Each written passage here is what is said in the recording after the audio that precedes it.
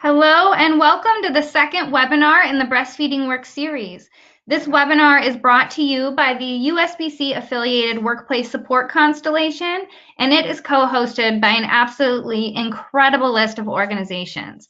It includes A Better Balance, the Academy of Breastfeeding Medicine, the Academy of Nutrition and Dietetics, the American Civil Liberties Union, the American Nurses Association, the Center for Work-Life Law, the National Association of Pediatric Nurse Practitioners, the National Medical Association, the Nurse Alliance of SEIU Healthcare, and the United States Breastfeeding Committee.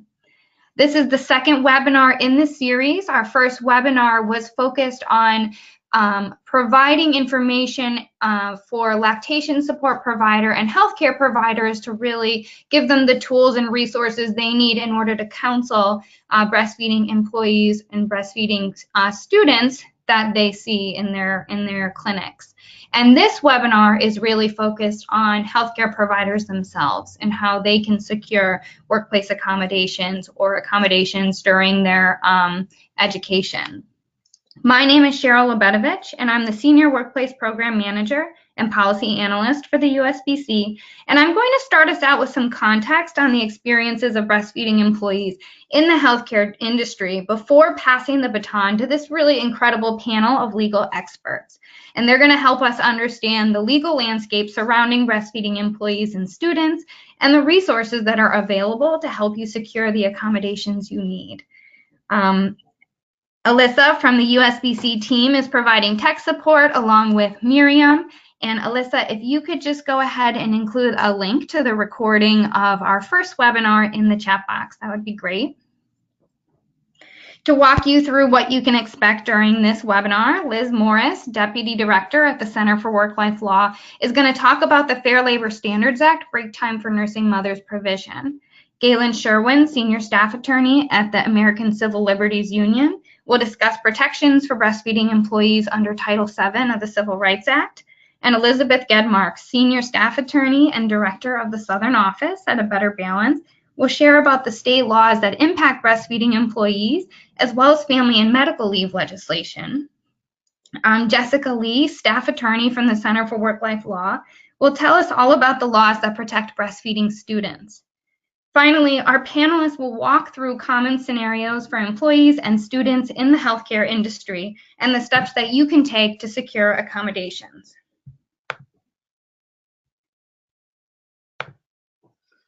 For today's session, all participants are in listen-only mode. We're going to have about 15 minutes for questions and answers at the end of the presentation, but we hope that you'll feel free to share any insights, any questions, or thoughts as they come up for you during the session. We want this to be as interactive as possible. So how you're going to do this is you go to the control panel on the right side of your screen. If you don't see it, it may be minimized. Just click on that orange tab and it'll pop back out. If you scroll down below the audio section, you'll see a tab for questions. When you click on it, it will open up a box for you to type in. And if you have any questions, tech problems, anything, please send an email to office@usbreastfeeding.org and our staff will do their best to help you. So starting at the very beginning, we know that parents are separated from their babies for many reasons, and most frequently it's because a caregiver is returning to work or school. Employment is the norm for women of childbearing age, with 62% of women returning to work before their child's first birthday, and 23% returning within 2 weeks of giving birth. We know that some groups are disproportionately affected. For example, African American women return to work on average 2 weeks earlier than women from other racial and ethnic groups. A lesser known statistic, I think, is the fact that 26% of undergrad students are parents of dependent children, and half of these students have children who are 5 years old or younger. And these circumstances have a significant impact on the breastfeeding experience. No matter where they are or what they're doing, breastfeeding mothers must pump milk as frequently as her baby usually eats.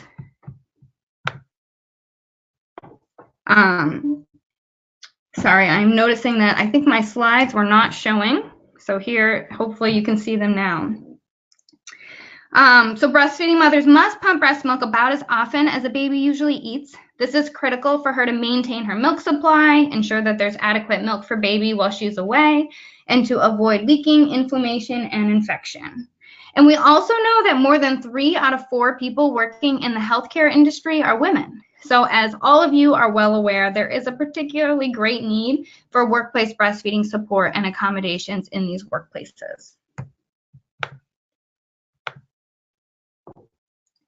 While facts and figures can help us understand the experience of employed parents, stories from families can really best illustrate what it's like to be a breastfeeding employee. This first story that we're going to share today comes from an emergency room nurse named Barbara. Her story was featured in the recently released report from the Center for Work-Life Law, Exposed: Discrimination Against Breastfeeding Workers. My reason to go into nursing was to help people, so I would never leave a patient in need, said Barbara. But she needed coverage from her coworkers to take regular pumping breaks. Instead, she was told, just give your kid formula. A lot of her coworkers took dinner or smoking breaks just an hour or two after starting work. That shouldn't take priority over me pumping when I'd been there for 6 hours and I'd feel like my breasts are bursting. But it did. When Barbara did find time, she had to scramble to find space. I pumped in the CAT scan room, the ultrasound room, any free room next to bedside trays that had dried blood I had to clean up before I could get out my equipment. When Barbara asked her manager for help, he ordered her to drop a pumping break and to spend no more than 10 minutes pumping. She explained that this would jeopardize her health and milk supply, but her manager didn't seem to care. Barbara sought assistance from Human Resources, which clarified that she should be allowed to take breaks as needed, but her manager responded by bullying Barbara and writing her up for infractions like failure to socialize. It just became too much. This story is heartbreaking and unacceptable, and it's stories like these that raise this call to action for us to do better for families. Because while it's true that returning to work or school shifts the breastfeeding journey, by no means does separation of a mother and her child equal an end to breastfeeding. Simple, inexpensive accommodations make a world of difference. Things like break time, a clean private space, and a safe place to store express milk might be all it takes to make breastfeeding work.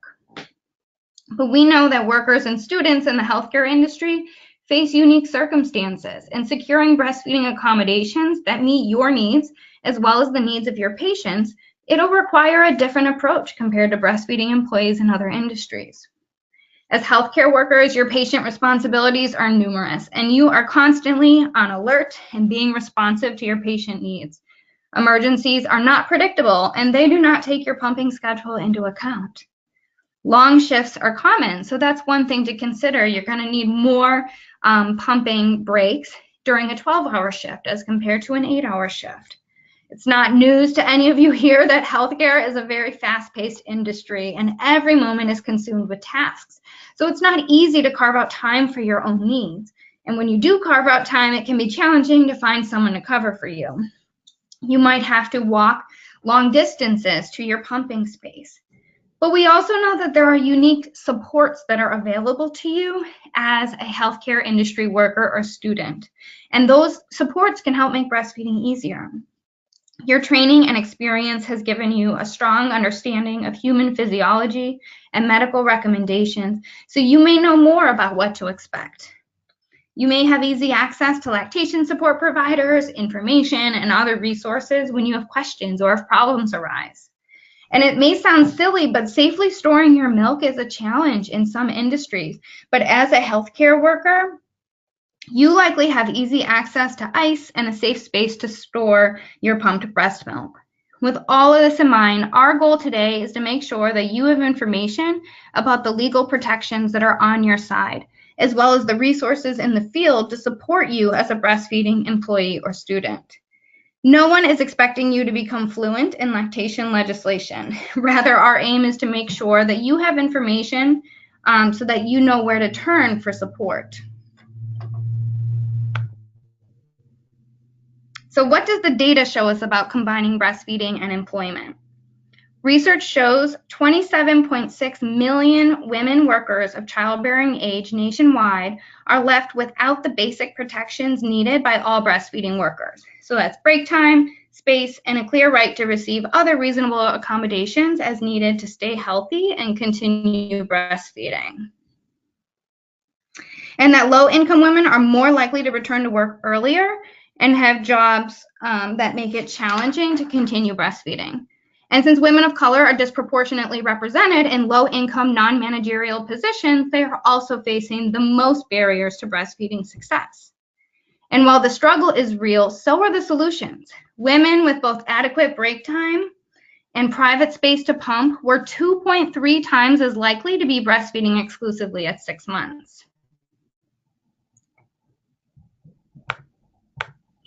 Just like stories helped us connect to the challenges that many families face, stories can help identify the solutions to these challenges. So I'm going to start out by sharing a story from Cleo in North Carolina. She wrote, "I'm a nurse practitioner in a busy adult practice, seeing up to 24 patients per day. My employer was very generous when I returned from maternity leave at 3 months and requested to have time during the day to pump breast milk for my growing infant.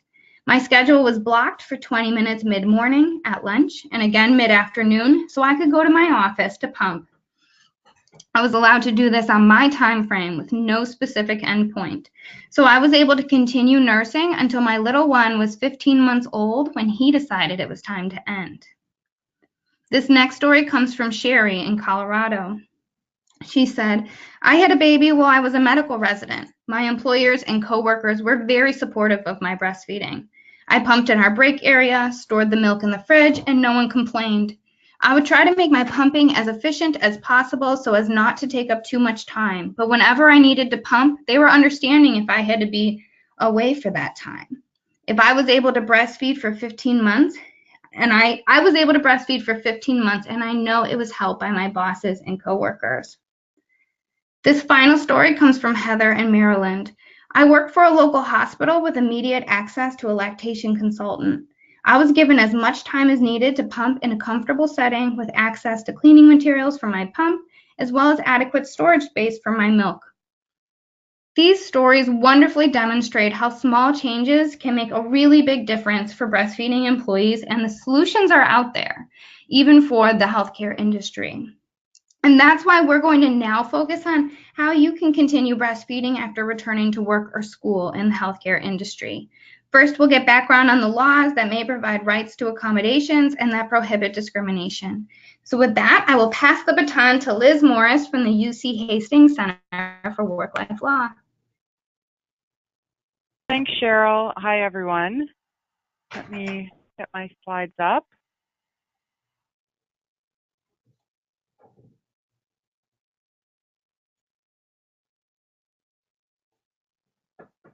Okay, so we're going to start off our discussion about legal rights with a law you may have already heard about, the Break Time for Nursing Mothers Law.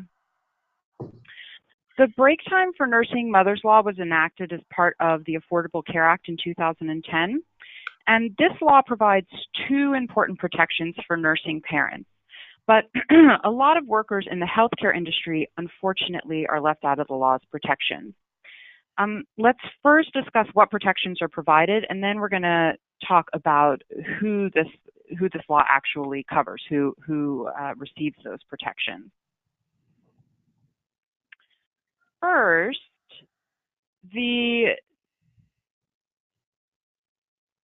just working on my slides. Okay, first, the Nursing Mothers Law provides reasonable break time as needed to pump breast milk. And this can be particularly valuable in the healthcare industry, of course, given the often fast-paced work environment where you all know it can be difficult to find even a second of downtime. So this law requires managers to provide breaks at the times needed by a breastfeeding employee, which you may know roughly follows the baby's feeding schedule. And the breaks are required to last as long as is reasonably needed to get to the pumping location, to set up pumping equipment, to pump the milk, and then to clean up and store the milk.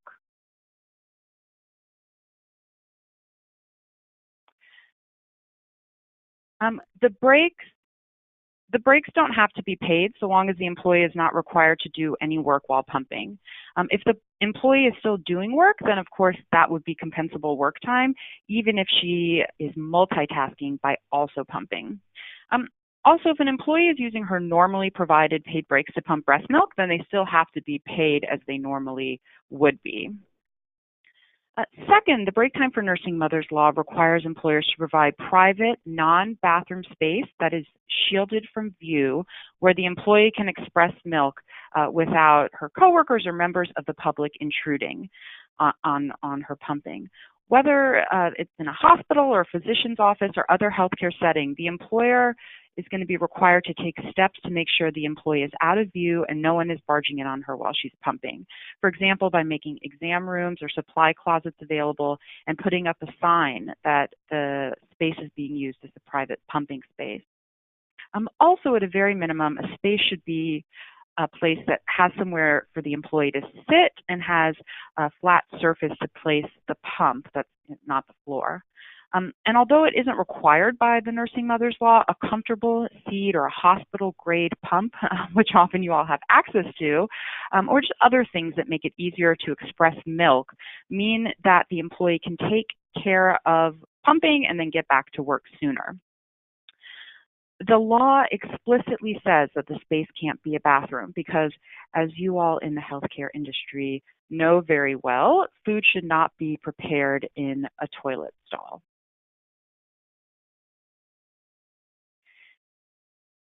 So these accommodations have to be provided throughout the first year of a baby's life. Before we take a look at who is covered by this law and who's not covered by this law, it's important to note that there's a common misconception that we hear or read about all the time, really, about this law, which is that it doesn't apply to employers with 50 or fewer employees. This is absolutely not true. The law applies to employers of all sizes. Employers that have fewer than 50 employees are exempt from complying in a particular case if complying would cause an undue hardship. An undue hardship is basically a significant difficulty or expense on the business. But based on the relative ease with which lactation accommodations can typically be provided, even including in difficult cases with some creative problem solving, it would really be a rare case where an employer would truly have an undue hardship. Okay, so let's look now at who within the healthcare industry is covered and who's not covered by this law.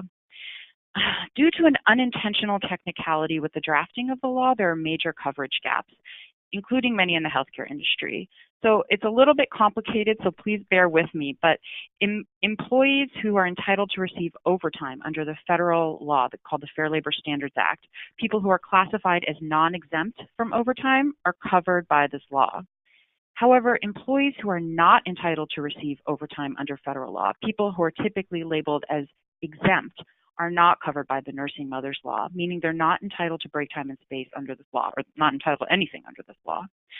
Now, it's important to know that there may be other laws that can help employees who don't have the protections of the nursing mother's law, and we're going to talk about those shortly. But first, let's take a look at who receives the protections of this law within the healthcare industry. There's a category of employees called learned professionals who are exempt from overtime and also are not covered by the nursing mother's law. Who exactly is a learned professional is an unfortunately complex question, but let's take a look at what this means. There are two factors to consider in figuring out who's covered.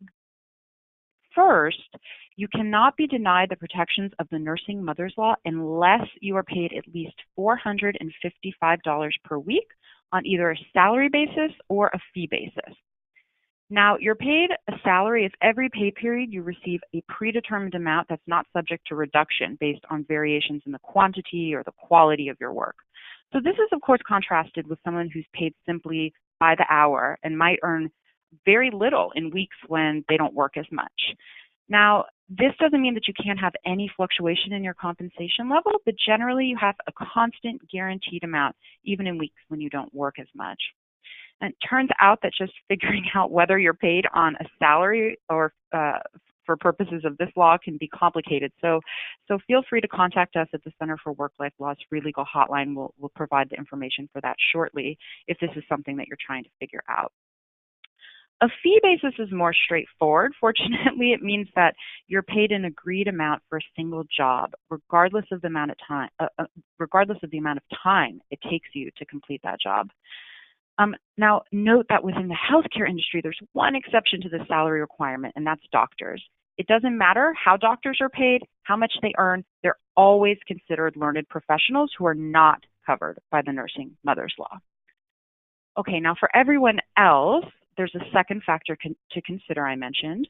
Someone is a learned professional and not protected by the break time law if her primary duties include work that is predominantly intellectual in nature and which requires the consistent exercise of discretion and judgment.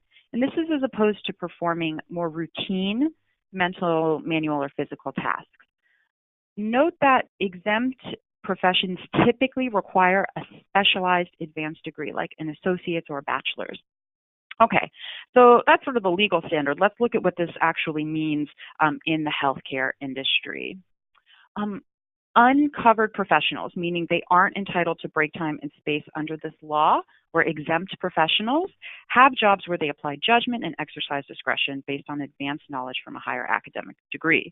So this means that their primary job responsibilities are to do things like, for example, evaluate and record patient symptoms, perform diagnostic tests and analyze results, perform patient procedures, create a plan for patient care, instruct patients on how to manage illnesses, and oversee the work of other care providers.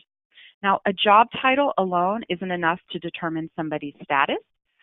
What matters is really what the person is doing in the job, but typically, non-covered employees include registered nurses, nurse practitioners, medical technologists, pharmacists, and physician assistants. All jobs, you'll note, which generally require completion of a prolonged course of academic, sort of intellectual instruction. Now, if these folks are paid at least $455 per week on a salary or fee basis, then they're typically not entitled to break time and space under this law. On the other hand, covered employees, those who are entitled to break time and space under the law, perform routine manual, mental, or physical work that does not require exercising significant discretion. And this can include jobs, for example, where people primarily do things like administer medicine as instructed by others, take patient vitals, clean medical equipment and supplies, provide patient assistance with daily activities like bathing or feeding or dressing, monitor patients to update doctors and RNs, assist doctors or RNs with patient procedures or treatment. Again, the job title isn't the deciding factor. What matters is what the employee does, but typically covered employees, people who receive the protections of this law, include licensed vocational nurses, licensed practical nurses, certified nursing assistants, medical assistants, pharmacy techs, and paramedics or EMTs.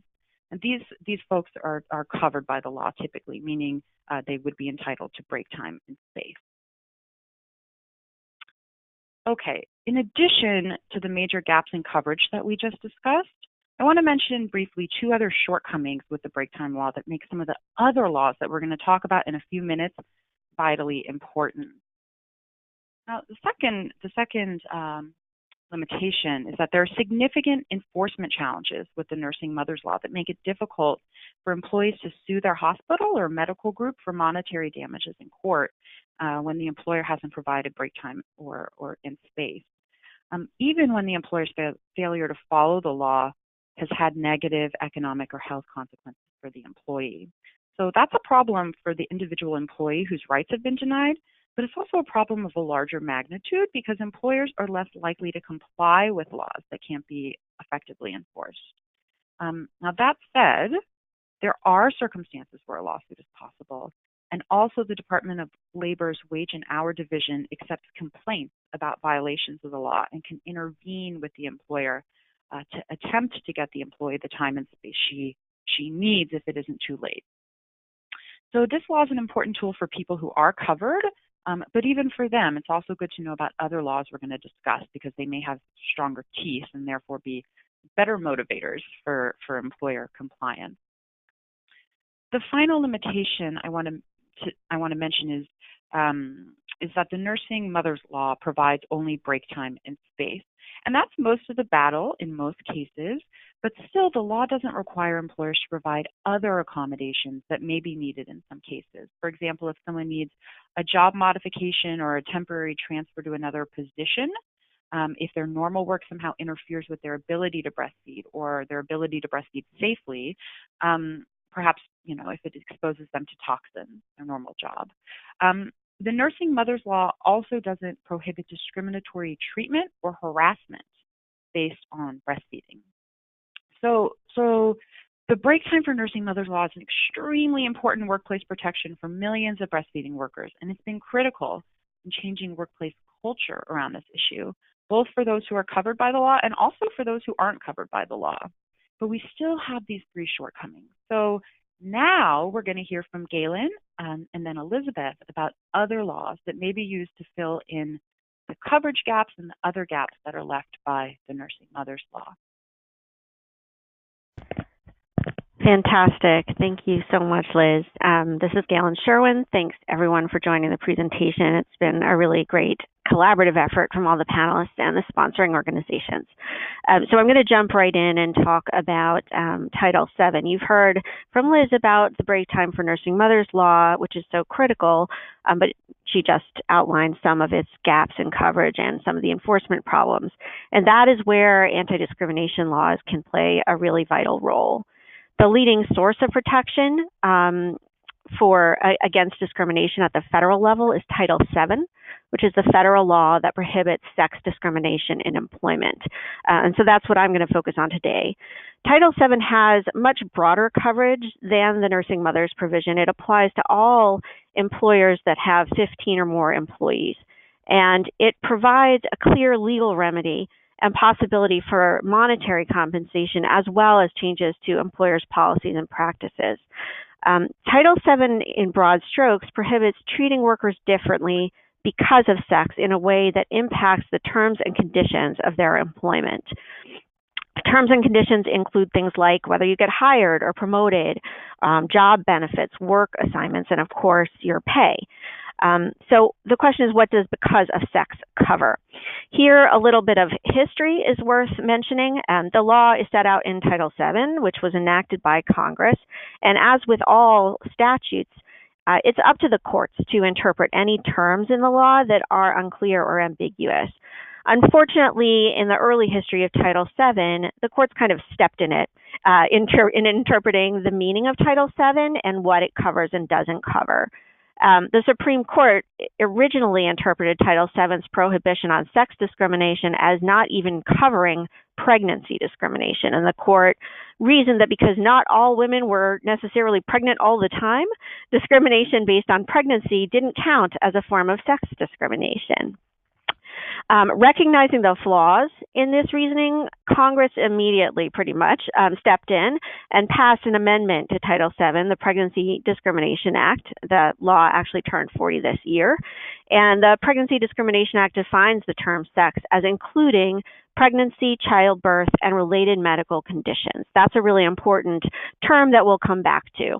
The Pregnancy Discrimination Act further states that pregnant workers have to be treated the same for all employment-related purposes as other workers who are similar in their ability or inability to work.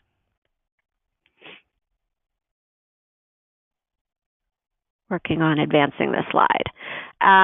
So how does this all relate to breastfeeding and pumping? You would think it would mean that workers who are pumping are covered under Title VII, and unfortunately the courts once again in early cases did not recognize that. They said that sex discrimination did not include breastfeeding or pumping, and the courts used some of the same reasoning that Congress had rejected when it enacted the Pregnancy Discrimination Act.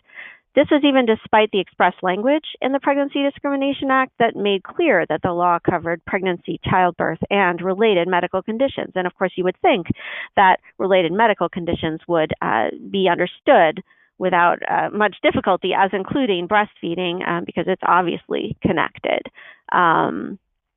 So one second, I'm having a little difficulty with the slides. So The courts luckily got back on the right course in 2014.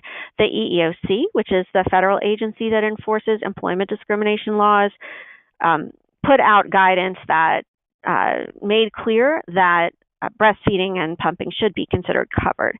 Since then, the courts have started to get on the right track.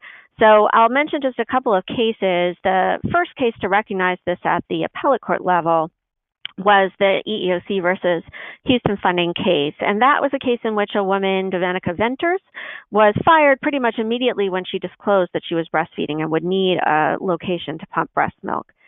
This was the first case to correctly recognize that breastfeeding is just like pregnancy. It's unique to women, and therefore discrimination based on pregnancy is a form of sex discrimination. And it's also explicitly covered under Title VII because lactation is directly related to pregnancy and childbirth, and therefore firing someone because they disclose that they're breastfeeding is, newsflash, a form of sex discrimination. The next case I'll mention, which is the Young versus United Parcel Service case, this was a Supreme Court case, and it didn't directly relate to breastfeeding. It was actually about brought on behalf of Peggy Young, a package delivery worker for UPS who needed a light duty assignment during her pregnancy because she had a lifting restriction, which is very common during pregnancy.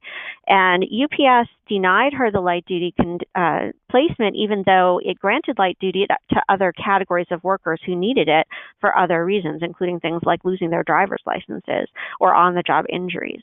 So pregnancy was excluded because it didn't fall into any of those other categories. And the court held that where an employer doesn't have a sufficient basis to justify treating pregnant workers differently than others, that can actually be a form of sex discrimination. So coupled with the recognition that breastfeeding is a form of, discrimination based on breastfeeding can be a form of sex discrimination, these cases taken together should mean that employers have an obligation to treat breastfeeding workers the same as others who are similar in their ability or inability to work, and to give them the same types of accommodations that other types of workers get. And recognizing that failing to do so can be discriminatory. And that's what we've seen happening. The lower courts are starting to recognize this, and the case I have up on the screen, Hicks versus Tuscaloosa, was a case out of the 11th Circuit in which a police officer had asked for a desk job because she was assigned to patrol and her bulletproof vest was interfering with her lactation and causing her pain. And there was evidence in that case that desk jobs were routinely given to other police officers for other reasons, but the police chief testified that he didn't think breastfeeding should qualify. And in that case, the court recognized that that was a form of sex discrimination, and that employers, in fact, needed to treat requests for breastfeeding accommodations the same as they treated other forms of accommodation requests, and that failing to do so could leave the employer held liable if the employee quits because her work situation has become intolerable, as it did for the plaintiff in that case, who felt that she had to put her life at risk in deciding whether to walk the beat with without a bulletproof vest or wear a vest that risked her health and her ability to continue breastfeeding. So the courts are finally back on track, and we're seeing that more and more cases are being decided that recognize that employers have those obligations. So before I leave Title VII, I just wanted to mention that Title VII actually prohibits other types of discrimination in addition to failure to provide adequate accommodations. So I'll mention just a couple. Policies that explicitly treat breastfeeding differently than other conditions. So an example would be a policy excluding insurance coverage for breastfeeding-related care. That is actually, a policy that calls out breastfeeding specifically as not being treated the same as other types of conditions. Of course, the type of situation where an employee reveals that she's breastfeeding or needs accommodations and is immediately fired. That isn't an accommodation request, but still firing her in that situation is a form of sex discrimination. I'll mention retaliation, which is when an employer punishes an employee for complaining about discriminatory treatment or for asserting their rights. So if an employee complains, for example, that the pumping facilities that she's being given are unsuitable, are dirty, are insufficient, are not private, and then she suffers some sort of adverse consequence as a result, that is a prohibited form of discrimination under Title VII. And finally, sexual harassment, which we often see related to women who are pumping, workers who are pumping on the job, in part because it draws, requests for breastfeeding accommodations draws attention to people's status as a parent, and also to the idea of pumping. So we've seen a lot of circumstances in which workers who do make those accommodations, request those accommodations, are taunted by coworkers. And just want to make sure that folks realize that those other forms of sex discrimination are still covered under Title VII and do cover discrimination based on breastfeeding or pumping. So with that, I will turn it over to Elizabeth, who's going to talk about important additional layers of protection that are often offered by state laws and that can go even further than either Title VII or the break time for nursing mothers law. Thank you, Galen. So my name is Elizabeth Gedmark, and I am director of the Southern Office and a senior staff attorney at A Better Balance. And A Better Balance is a nonprofit legal advocacy organization supporting better laws and policies for working families. And I wanted to thank you all as well so much for joining us. And I wanted to thank our amazing sponsors and all of our co-panelists and the USBC for pulling this together. I'm really excited about this resource. And this is my first time doing this webinar because one of my wonderful colleagues did it over the summer when I was on maternity leave. So I am also myself a pumping mom for the other pumping parents out there in the audience. So I understand. So I am going to talk about our state law protections. And there are a few different types of state laws, so I'm going to go through each different type, but we don't have time for me to go through each state.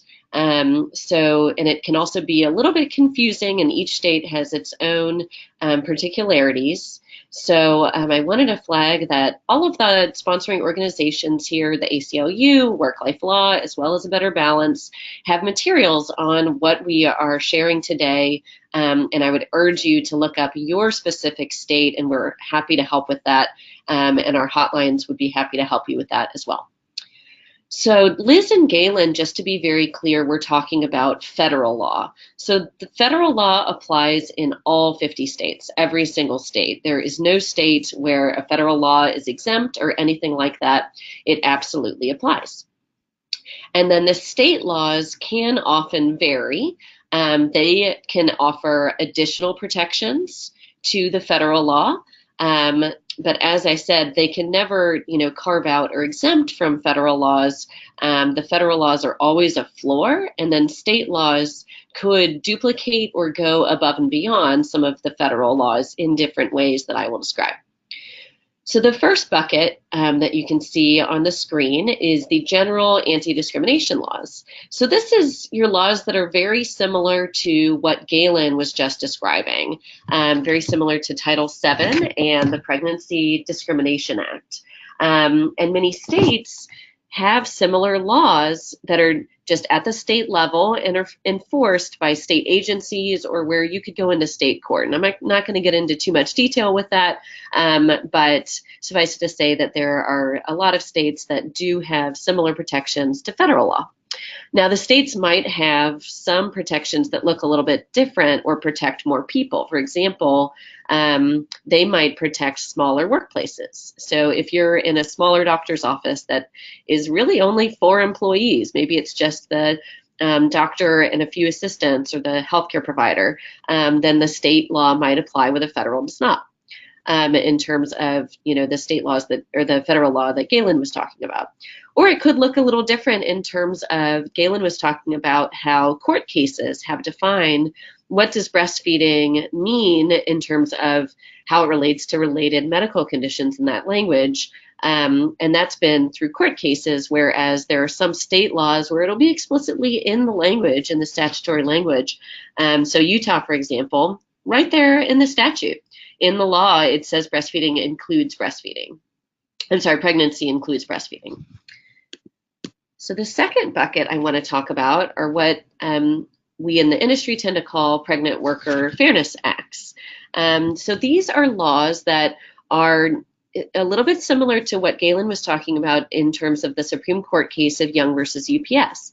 And those say that if you are pregnant or breastfeeding, an employer has to provide an accommodation to an employee no matter what, regardless of, not having to look at how other people are treated, but instead really looking at, is this a reasonable accommodation and would it be an undue hardship? And if not, then they need to provide those protections.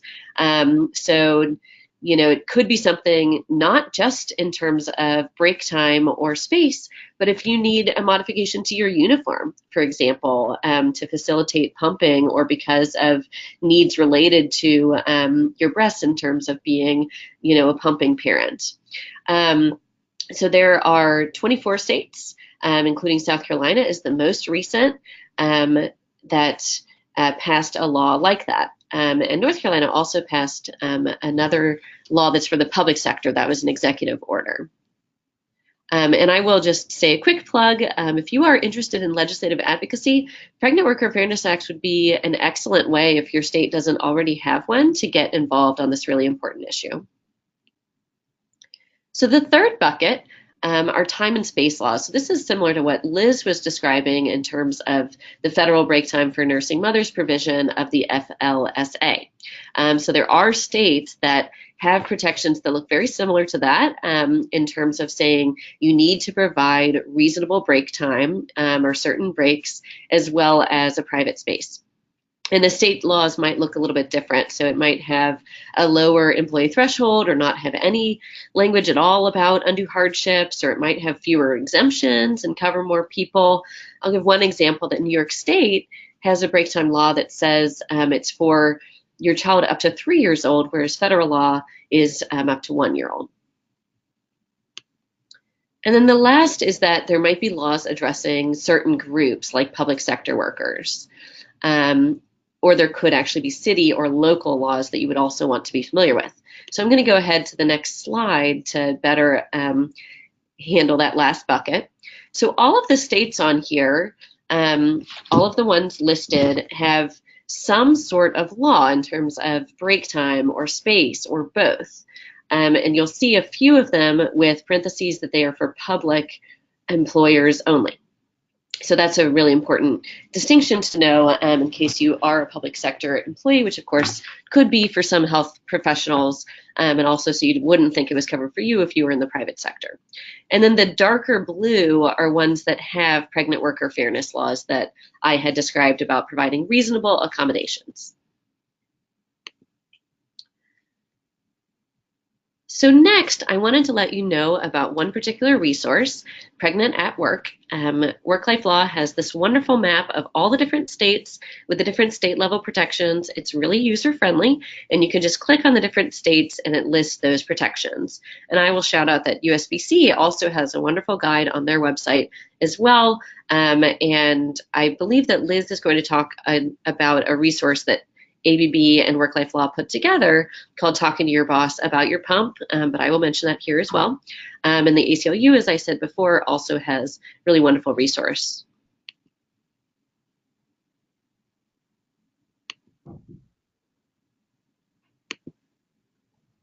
Sorry, just advancing to the next slide.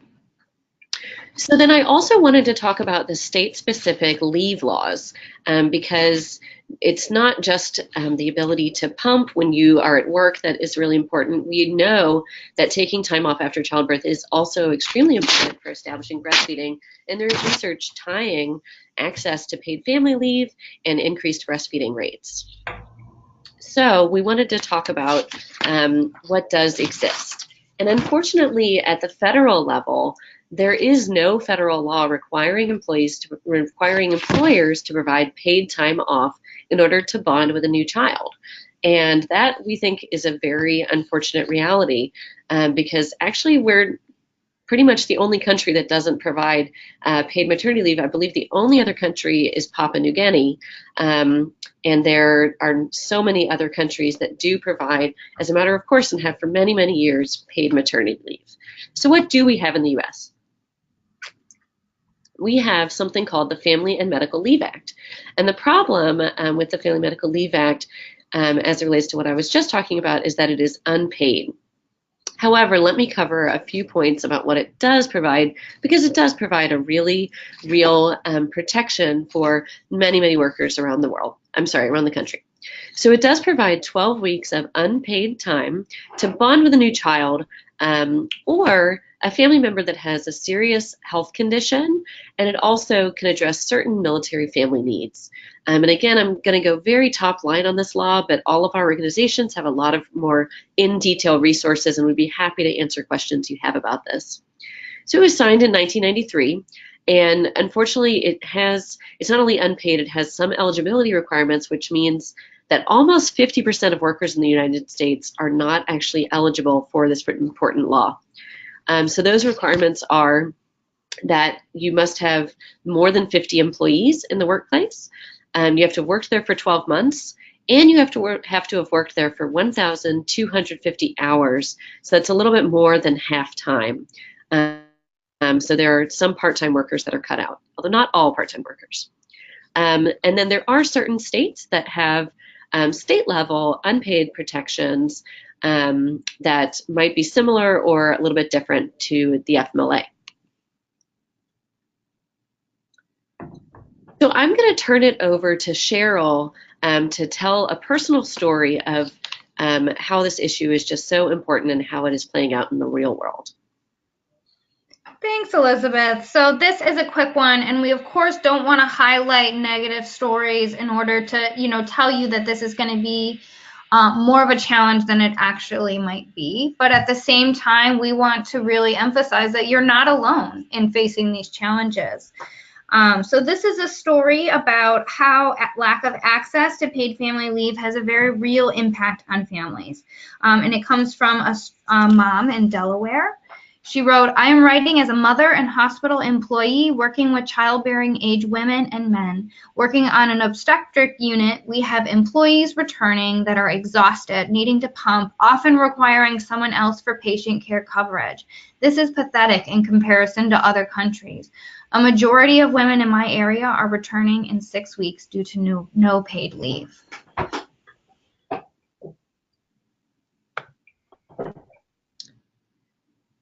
Thanks, Cheryl. So as you can tell, this does play out in the real world, and at A Better Balance, we have a free and confidential legal hotline, and we hear these stories all too often of folks who do have a really difficult time because they don't have access to paid family leave. And I know of one study from a professor here in Nashville who found that the #1 reason people don't reach their breastfeeding goals was because they were having to return to work and having difficulty with that. But the good news is that states are starting to pick up the slack, and many states have for a while, and provide paid family and medical leave laws. So there are 6 states and Washington, D.C. that now have that. So California, Rhode Island, New Jersey, New York, and then Washington State, D.C., and Massachusetts all have benefits that will be starting in the next couple of years, which is very exciting.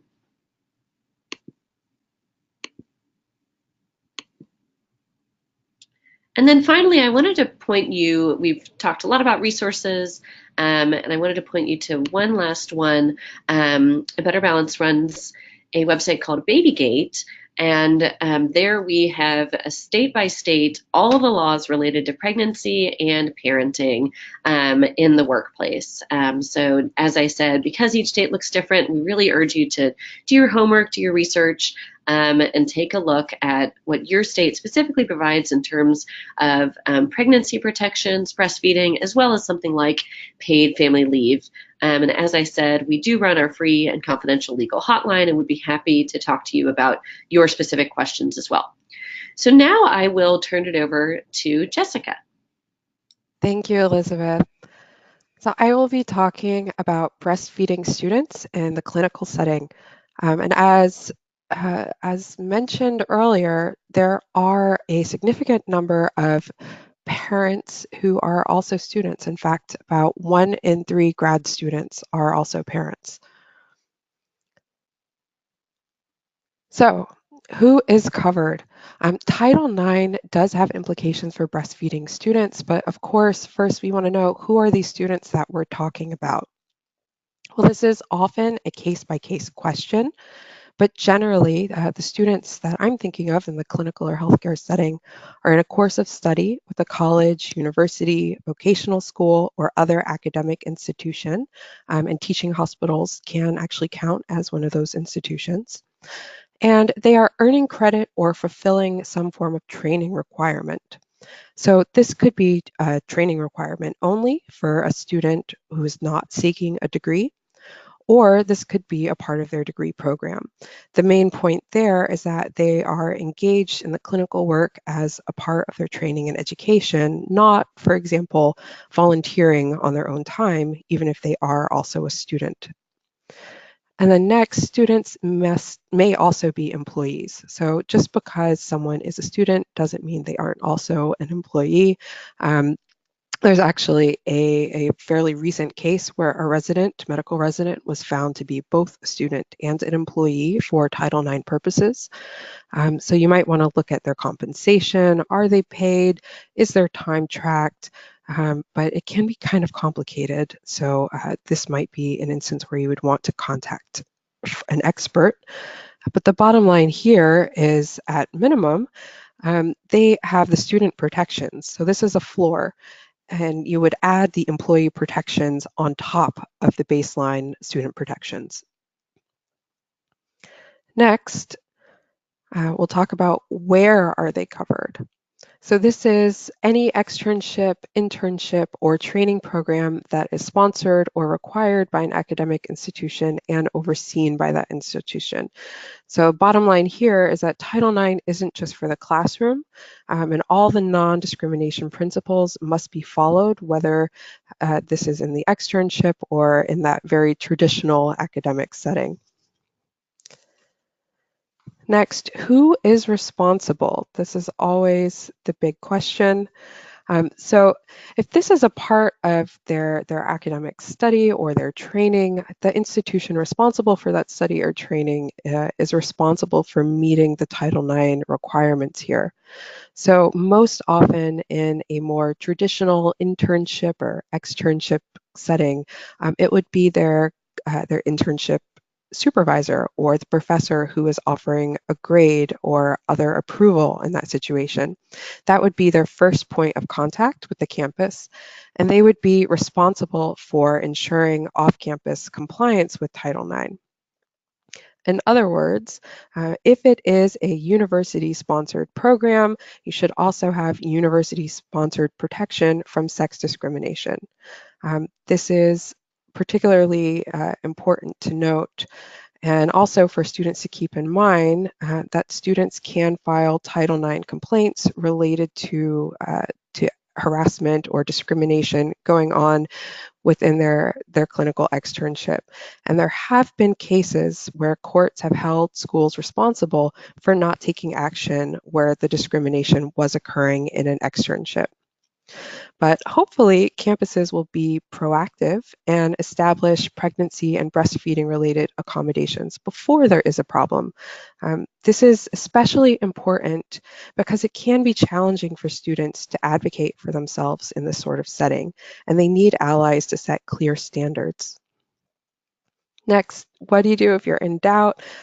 Please ask. As mentioned before, we have a lot of experts here on this panel. The Pregnant Scholar Resource Center, which we'll show the link later, can help you navigate this. But really the bottom line, again, you don't need to know the ins and outs of the law or legislation. Just remember, these are basic non-discrimination principles. There should be a floor and a very low one for hopefully most of these institutions to be able to meet. So here is the basic overview of Title IX and breastfeeding students. Similar to what Galen was describing earlier with Title VII, breastfeeding is sex related, it's pregnancy related. So discrimination because of lactation is sex discrimination.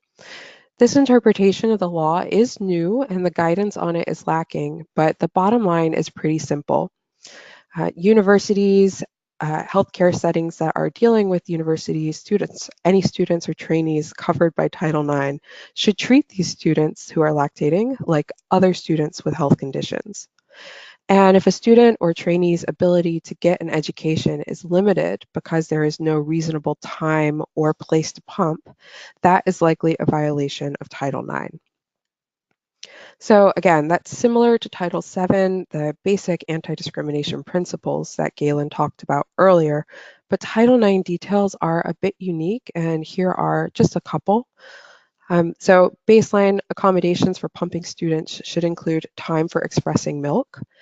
The Title IX implementing regulations include something that is pretty unique and very valuable that I need to mention here, which is medically necessary absences or time away from studies or training should be excused and without penalty. And so that applies for any pregnancy-related conditions. So that would actually mean that a student should have medically necessary time off for birth and recovery. And then, because breastfeeding and lactation is pregnancy related, the student or trainee would be able to get medically necessary time off for lactation breaks. Now, in some instances, students may need to provide a doctor's note to access those rights, and we say that's only if other students or trainees need to document their conditions to have time off as well. Next, we need students to have a private and sanitary location. Again, this is very similar to the employment context. This is a basic baseline.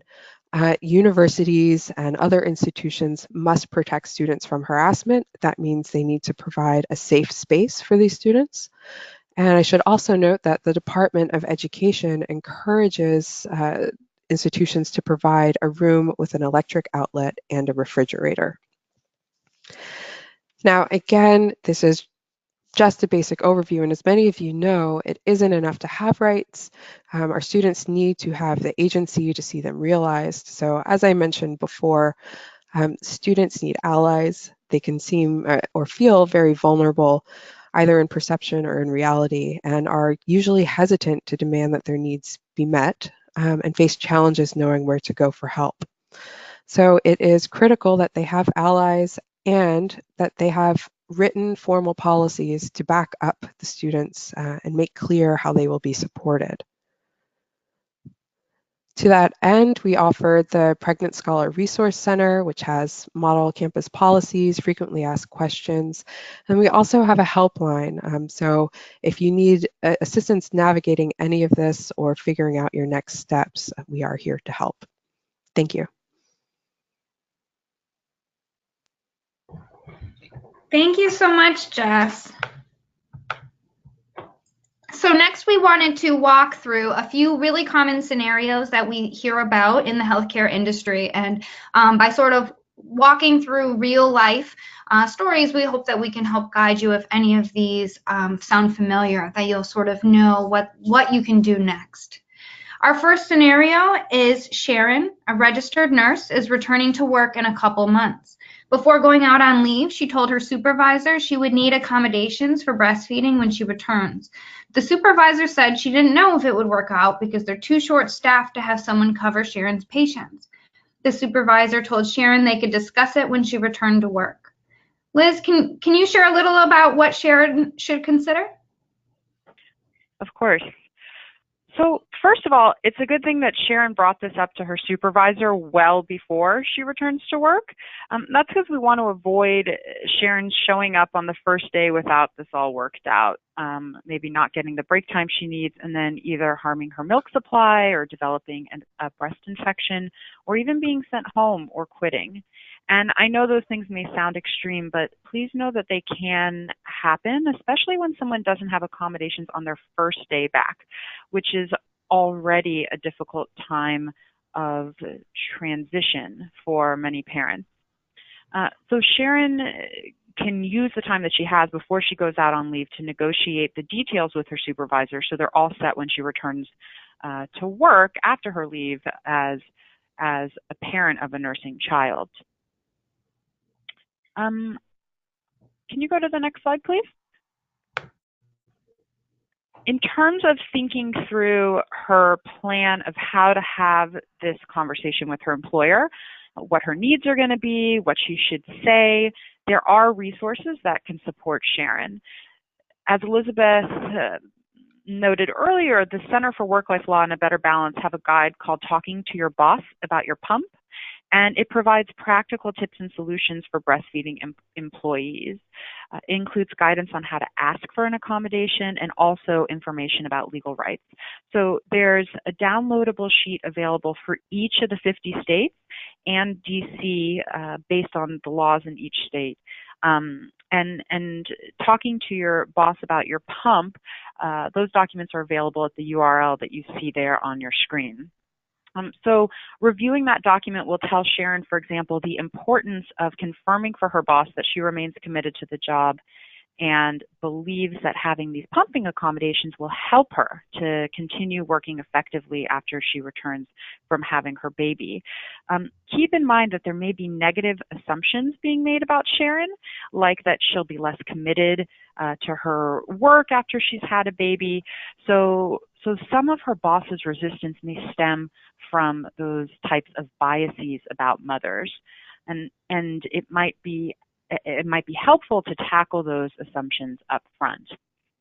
Also, in the healthcare industry, Sharon's boss may already be aware, but it might be helpful to remind the boss that breastfeeding will mean that Sharon's baby and Sharon will be sick less often, and so breastfeeding will help to have fewer unplanned absences from work. Also, if Sharon and her boss don't put a solid pumping coverage plan in place by the time she gets back, the physical impact of missing her pumping sessions or potentially missing her pumping sessions, like painful engorgement or breast infection, will not, of course, be any help to Sharon or to her boss down the line. Finally, although supervisors should be the one to find coverage for a worker who needs a break, it can't hurt for Sharon to talk with coworkers in advance or to come up with her own plan for how this would work to make it easy or as easy as possible for Sharon's supervisor to give her the support that she needs. You may also be aware, by the way, of these new hands-free pumps that are battery operated, and they can be placed inside the bra, and so they can be worn while working.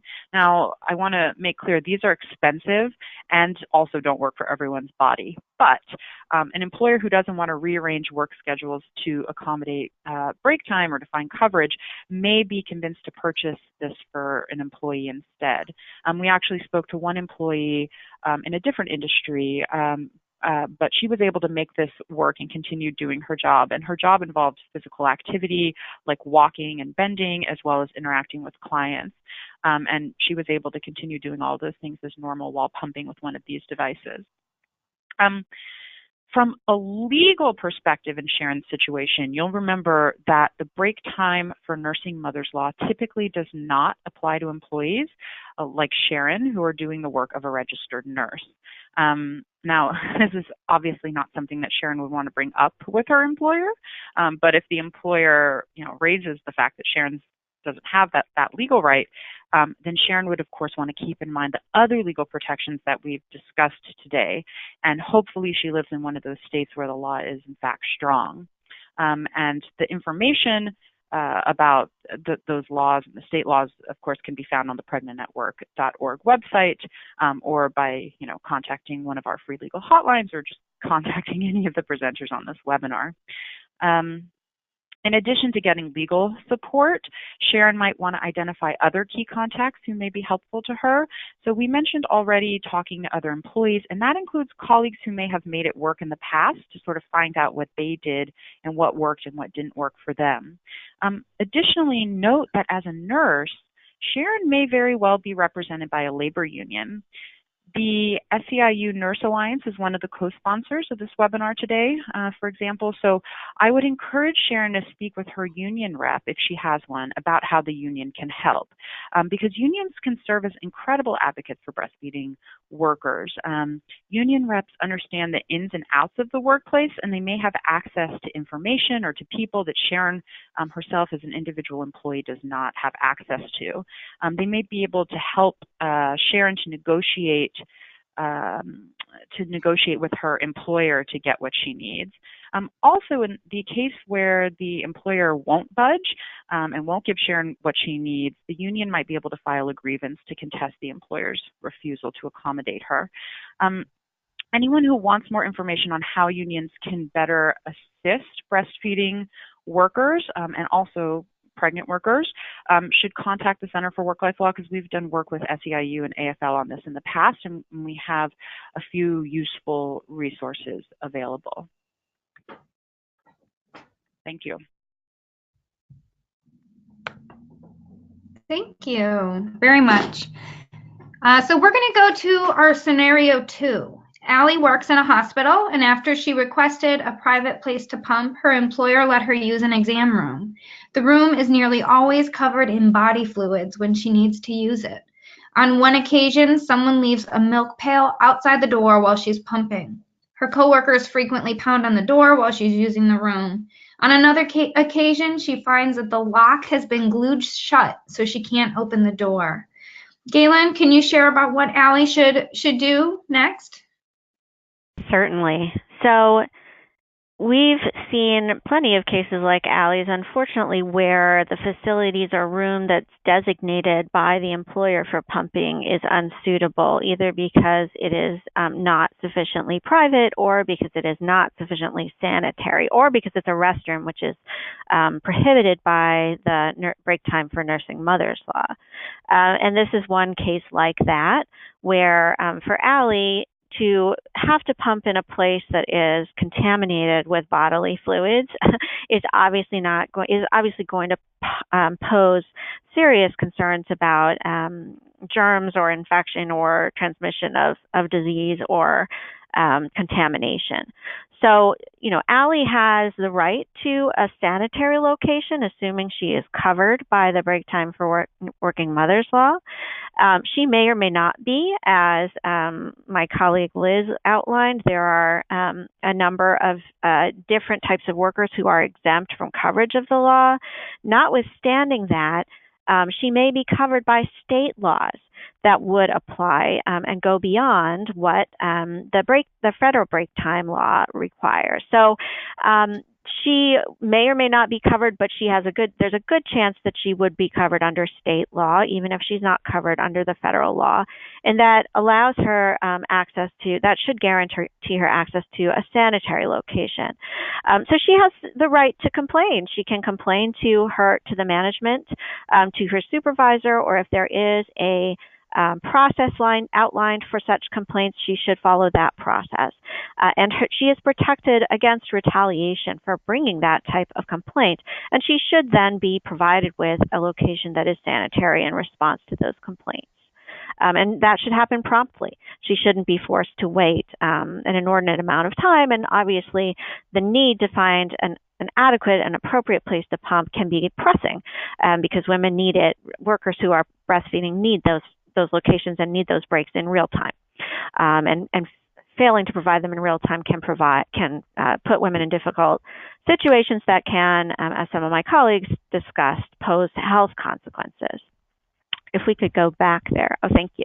So in addition, coming to the second thing that happened to Allie, where there's a milk pail outside the door while she's pumping, she's experiencing people pounding on the door and finding that the room has been tampered with so that she's unable to access the room. Those types of actions can constitute sex harassment.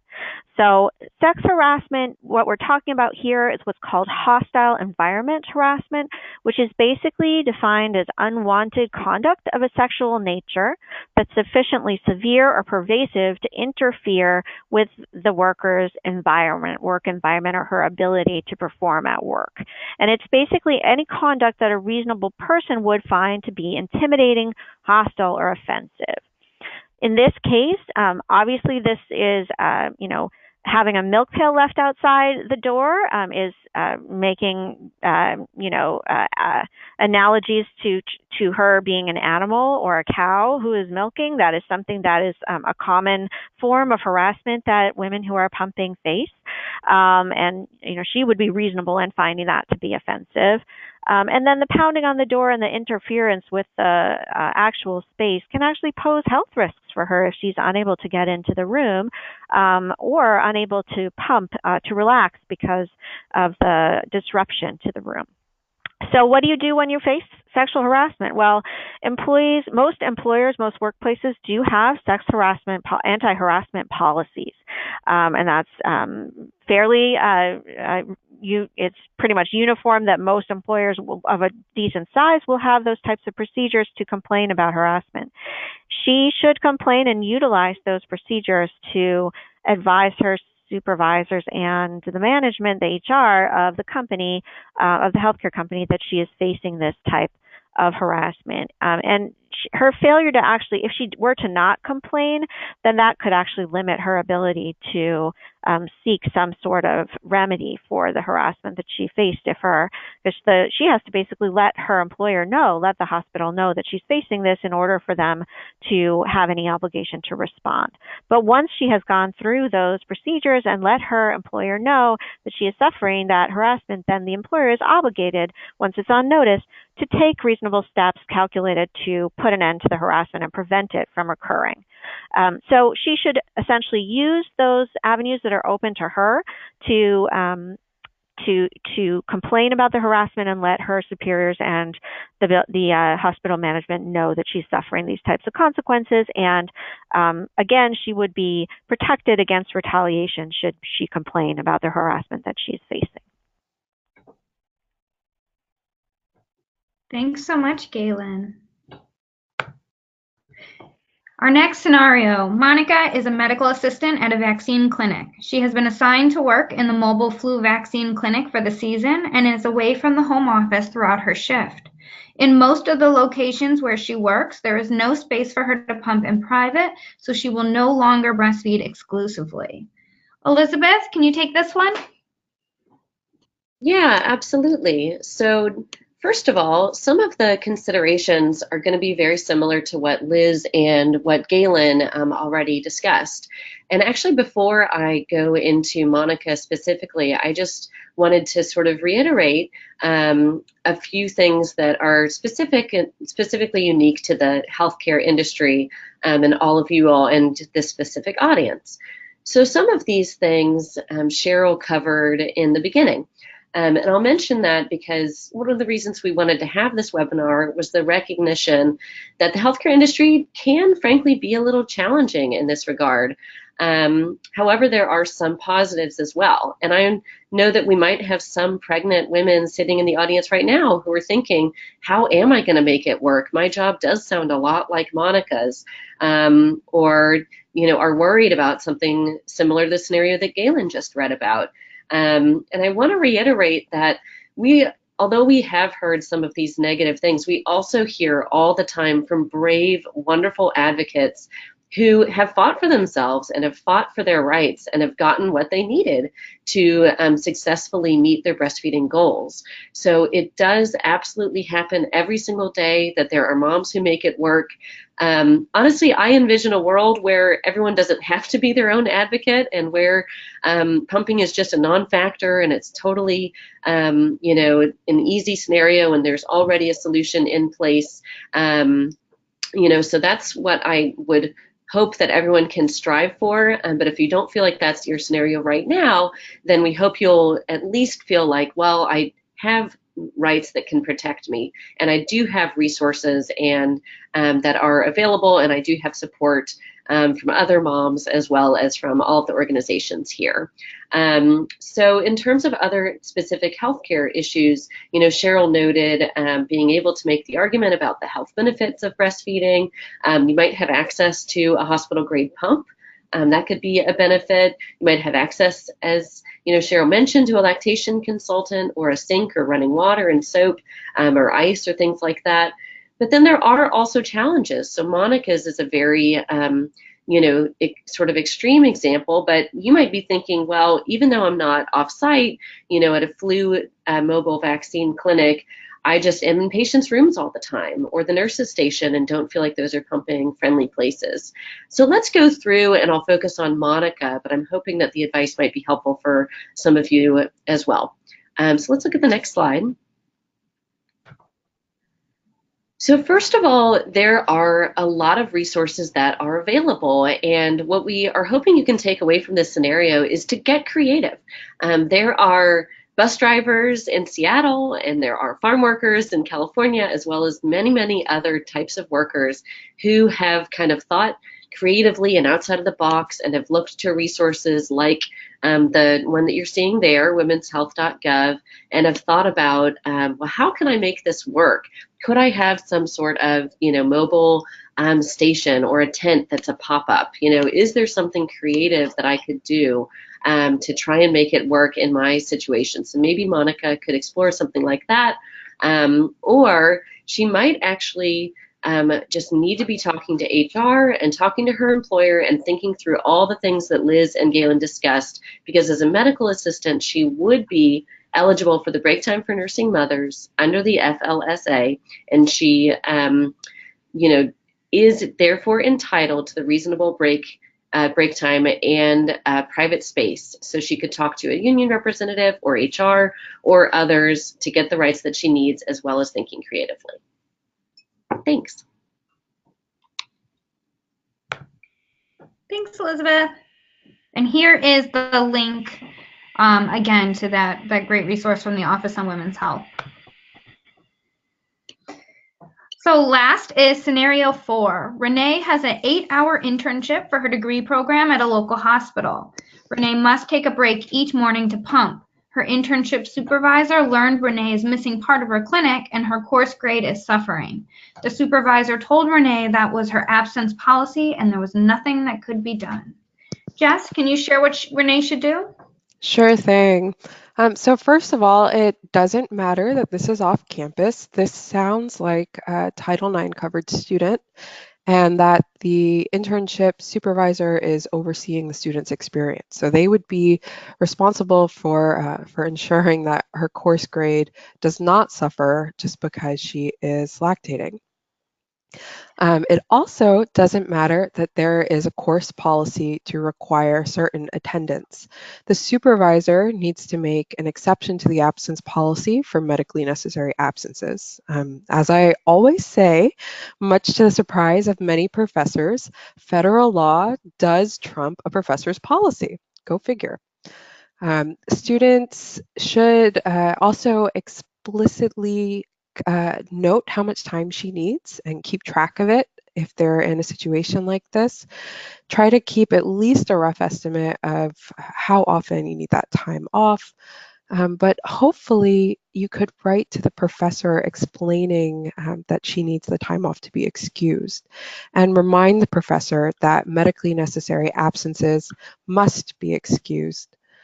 Also, the student should consider whether there are other students within that degree program or internship program who do take time off for other reasons. Next, the student should also consider whether she is an employee as well, because there might be additional rights there, and the student may be able to contact human resources. I'm going to switch to this next slide here, just to give a positive note. So this is actually a lactation room at a high school. So if high schools can do it, I'm pretty confident that med schools and other grad schools can do it as well. So an ideal institution will have something like this set up for their students. It may be a little bit less glamorous, but they should make it clear that students have access to the space as well as their employees. An ideal supervisor in this sort of setting will work with the clinical environment, the externship coordinator, for example, or whoever is supervising that environment, to ensure that the student has the time and space that she needs during her day. And one thing that's important to note is the better the accommodations, the less time that student is going to miss. So that's less time walking to the room, less time walking to a sink, or figuring out how to get ice so that they can store their milk. Depending on the program, though, I will say, although medically necessary absences should be excused, the student may need to make up that missed time, even in a supportive setting. That might just be a requirement. For example, some licensure programs require a set number of hours, and they vary in how those hours are calculated. But the key thing to know is that the student and her supervisor shouldn't just assume that is the case. Renee, the student in this circumstance, should ask why the rules are what they are and where they are written. And for example, I worked with a student recently who was told she couldn't miss any more time, even though she was very, very ill because of state licensure rules. And it turned out that her university actually had a standard that was higher than the state licensure standard. So the student wouldn't have known, had we not done the research, that actually her university policy was above and beyond what the state required. There was plenty of wiggle room there for her to take some very minimal time off. And if the student does need to make up the missed time, it should be fair and an interactive process to figure out how it would work. Finally, though, in the circumstance where a supervisor doesn't respond positively, the student should reach out for help. She could file a Title IX complaint on campus, or there's a million steps in between that. She could reach out to the ADA office about accommodations, or reach out to other allies, bringing them into the conversation. Any students who are facing this sort of situation and would like some help strategizing and navigating this process can contact the Pregnant Scholar. And I'll just say, if there are any students out there, I hope they'll consider, as Liz mentioned earlier, asking for those accommodations early so that they are hopefully ready and waiting for you when you step in. As another pumping mom, as Elizabeth mentioned earlier, you can do it, and there is a community here to help you. Thanks.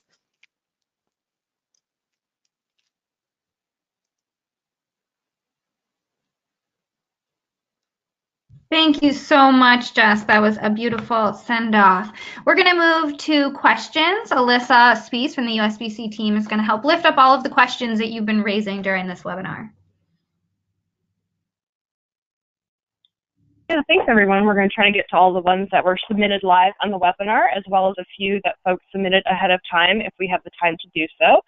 So one of our first questions is, I am a salaried nurse practitioner for a multi-system medical group. There is an expectation that we have X number of hours for patient scheduling per week. When breastfeeding, my lactation consultant recommended pumping 3 times a day for 20 minutes each session, then add prep and cleanup time. I was required to extend my day so that I could get in my pumping sessions and meet the patient contact hour requirement. In essence, I was allowed to pump at work, but it resulted in longer days. Is this legal?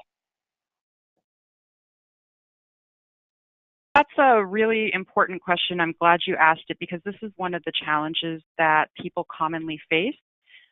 So because you're a nurse practitioner, you've presumably completed an extended course of academic intellectual instruction and exercise very significant judgment and discretion in your work.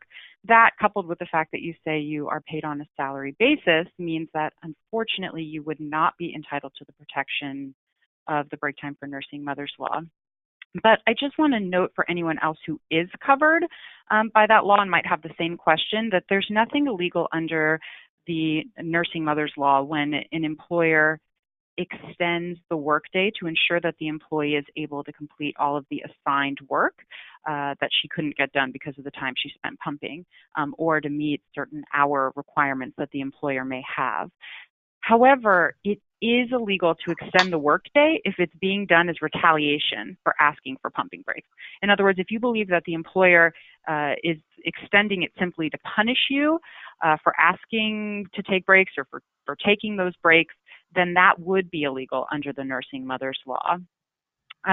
Generally, employers are entitled to set work hours, but an exception is when they are setting them in a way that discriminates. So if you think they're extending the hours because they're upset about breastfeeding, as opposed to a sincere desire that you fulfill the patient hour requirements, that would be illegal. And along those same lines, remember what Galen said about how Title VII and the Pregnancy Discrimination Act requires that breastfeeding workers be treated the same as other workers. So you said that your employer has explained that they've extended the workday to ensure compliance with the patient hour requirement or the patient scheduling requirement. So if you think that the employer makes exceptions to that requirement for other health conditions or for any other reasons other than breastfeeding, like perhaps as a reasonable accommodation for a disability that prevents an employee from working the full workday, or perhaps to allow people to attend medical appointments. If you think that they make exceptions to that policy for other reasons, but they're not extending the same flexibility or giving you the same accommodation for breastfeeding, then that very well could be illegal under Title VII's Pregnancy Discrimination Act, as Galen described. So if that's the case, or if you want to sort of suss that out, I would encourage you to contact one of our free legal hotlines or one of the presenters on this webinar to talk the situation through. Because it is a very fact-specific question, and it's really hard to navigate without legal information or legal expertise. Does anyone have anything to add to that? I think that was great. All right, thank you. So we have a question from someone in Illinois. It says, in the last month, our human resources manager went to a workshop. She was told we must provide a refrigerator for our employees pumped breast milk that does not have any other food in it. Is this accurate?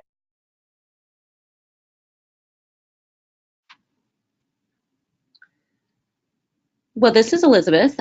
So I am literally going to Babygate and looking at Illinois law, although I'm not sure that I will be able to have an answer on that while we are talking.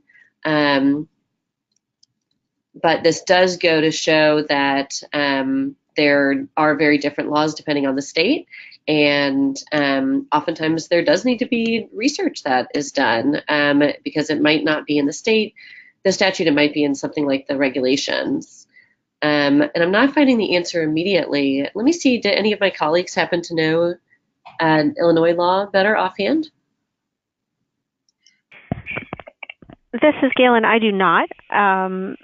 I will say that in general, that type of specificity of requirement is not required by statutes, and there can be, as Elizabeth mentioned, guidance often from whatever state agency is charged with enforcing the state law that sort of details what the obligations on employers look like in practice. So there may be answers to those questions that are not super easy to find. And certainly, like for example, the federal nursing mothers law doesn't get into that level of detail, and I think it would depend if a person felt that it was inappropriate to for an employer to ask that they store their breast milk in a common refrigerator, then they could seek an accommodation, meaning a separate refrigeration, even if it isn't specified that that's required by law.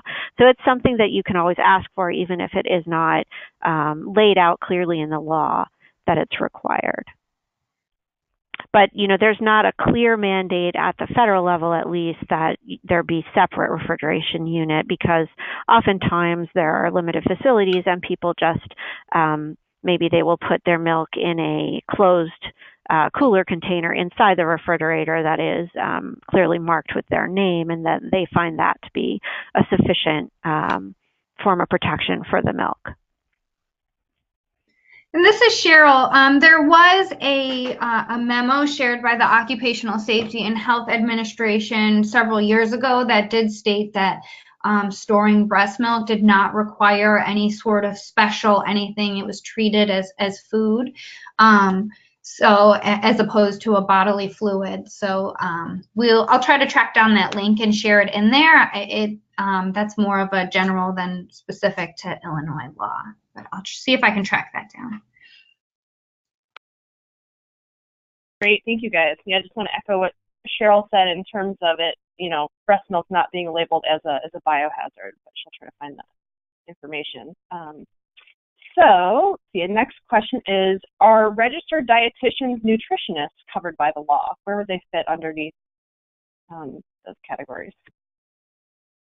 Yeah, so I don't recall reading cases specifically about registered dietitians and nutritionists, and however, and I'm not exactly sure what their training requires, but based on my, in this context, layperson understanding of what their training requires and what their responsibilities are, I think that they are not covered by the break time law.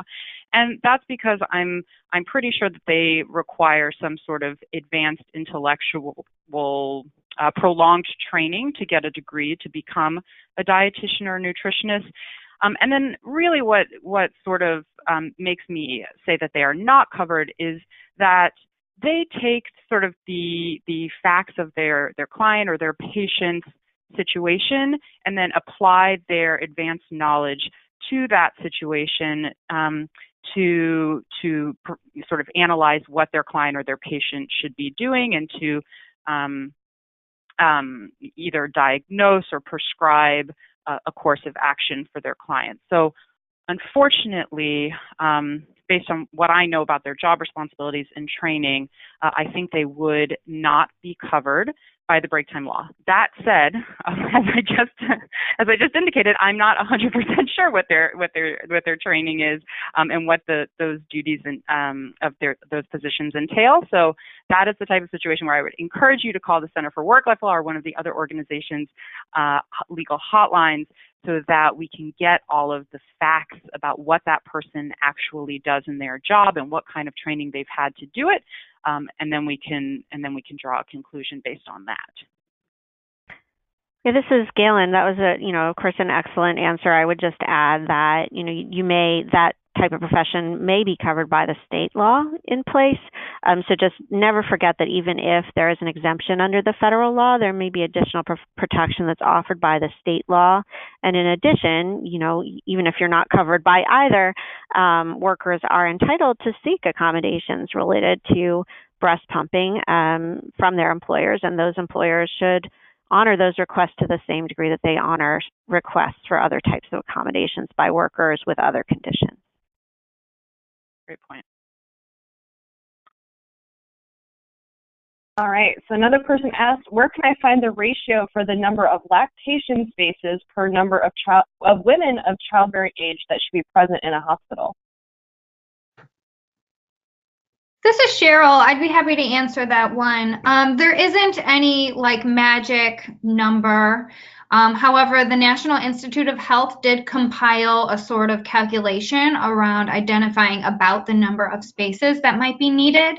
And you can find that on the Office on Women's Health website that we've referenced a few different times, the Supporting Nursing Moms at Work website. And I'll also put the direct link for that in the chat box here.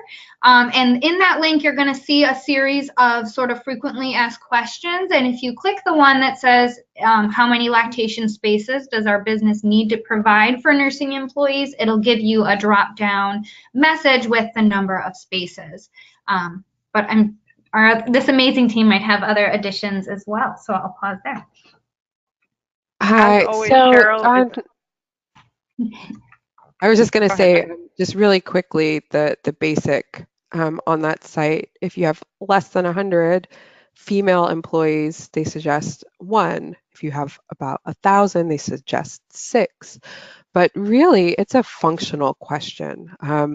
It could be that the particular hospital or institution employs thousands of women, but they're all located on one side of campus, or it could be they're concentrated or they're spread out evenly. It really depends on the needs of the people who are actually there and whether they have access to that lactation space as needed. And that's a really critical part of the federal law and many state laws, is that it requires the ability to express breast milk as needed, not on a very rigid schedule, not when you're lucky enough to get the room. And so employers should be looking at the number of workers that they have in need of that space and how easy it is for them to walk to it. For example, a 10-minute walk it can be pretty significant if you think of that each way. That's 20 minutes out of your workday to walk. And you need to make sure that they're not fighting for that space once they get there.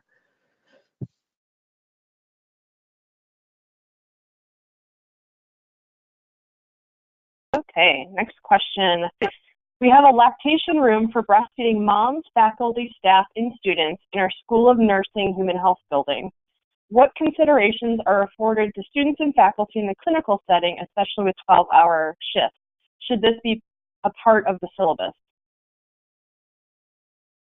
That is a great breast practice, I was going to say, but it kind of works, right? It's a great breast practice, a great best practice to include the fact that you have this, you have lactation accommodations in your syllabus.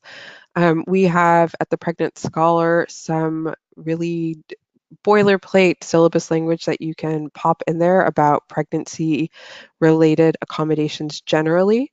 But I think that's one of the most important points, is to be proactive, to make sure that students, administrators, professors, anybody who is in need of the space knows that it's available, because we often find folks just assume that it's going to be a challenge and don't ask for help when they really need it. So I would do, I just mentioned having functional space. Don't just base it on the number of folks who are in and out of that space. That's a guideline. But the best practice would be for those spaces, especially ones that are shared among several different communities. We're thinking of the nurses and the students, for example. It would be to do an assessment, do a census of how often the room is used. You can ask folks to sign in and out, not necessarily as a gate, but as a way of sort of keeping track of how often the room is in use or maybe overused, because you may find that you need to set up a temporary location as well. I'd also just encourage folks, again, doing that functional assessment, making sure it has a chair that is comfortable, a flat surface for the nursing parents to place their breast pump, electrical outlets. And although the space itself typically, legally, it's not required to have a sink in most jurisdictions, it should at least be near a sink, so that students or other breastfeeding parents can wash their pump after use.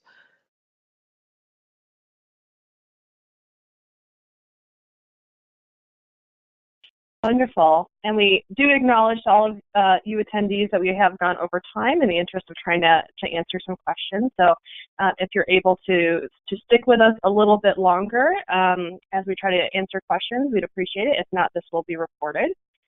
There was a question that asked, is there any specific data out there about how many medical students in particular are parents?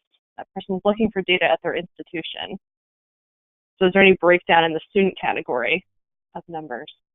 I am not sure, but the second I find out, I'll share it with folks. I'm definitely going to dig into that as soon as we're off the call. Great, thank you. Okay, so I had a comment from here in Puerto Rico. We have a very strict law to allow mothers to pump at work, but we're still dealing with the last forms of discrimination, retaliation, and sexual harassment. That was a comment, but what advice would you have about addressing that?